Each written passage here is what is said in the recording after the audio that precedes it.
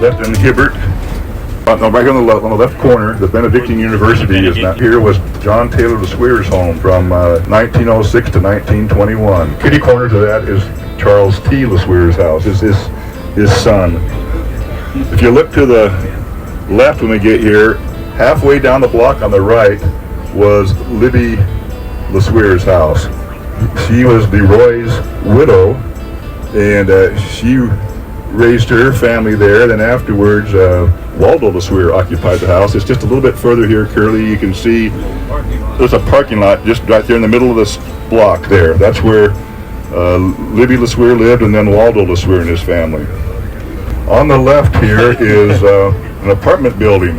It's on the site where James W. LeSueur's Temple Court, that John P. LeSueur lived for a while, one of Williams, on the White House with the blue frame. That was the O.S. Stapley home. O.S. Stapley was a counselor to James W. in the stake presidency, and his son, Delbert L. Stapley, became an apostle in the church. In the second house on the right, with a couple of lion statues on the front porch, it was James W. LeSueur's home.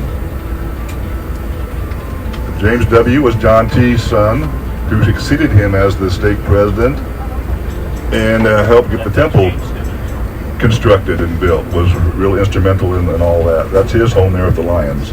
On this next corner on the right is where Charles Mallory built the first adobe home in Mesa in 1879. This home with the white columns here on the right and all. So this is where Caroline Mallory was the first LeSueur here, and she died that summer before they got up on the Mesa. Her widower, Mallory, with the 6 kids there, he built the first adobe home in Mesa there. Out here on the next corner is where William F. and John T. and their mother Caroline lived. It's been torn down, but this office building on the left is where their house was. The office building on the right. The right hand. Across the street? No, right here on this corner, right here, 50 feet from the bus, right there, is where William F. and John T. and Caroline lived. At the time, John T. had the one boy, James W., and William S.'s first child was born there, William C., or Will, and they lived, right there. So. Was that before they went to St. John's? Yes, they lived here for 15 months, and then they left for St. John's. Building there that says the Castle on Main, it'll be on the right-hand side of the street as we turn, but you can see it out the left now. That was where the LeSueur men's clothing store was for a while.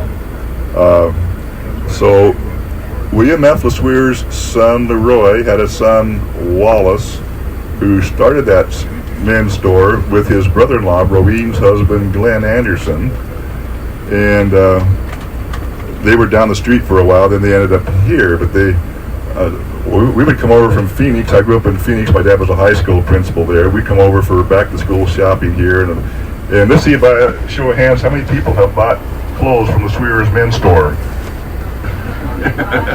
Most of us never got a discount. You always got a discount or free. For a mission. Yeah, the first location was another little place, but they had something in the 40s for a couple of years, but yeah, that was actually the third location. But the second location is here where it says books.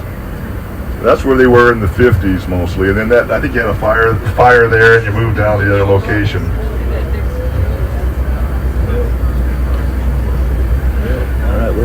Okay, Curly, and on the left, see the Nile Theater, established 1924. Don tells me that's where the LeSueur Mercantile Company store was. Is that, anybody know any different than that? And then the Nile Theater was established there afterwards in 1924. So that's when John T. would have been 72, maybe he was retired, that came there next. But that's the way Don remembers it, that was the LeSueur men's store.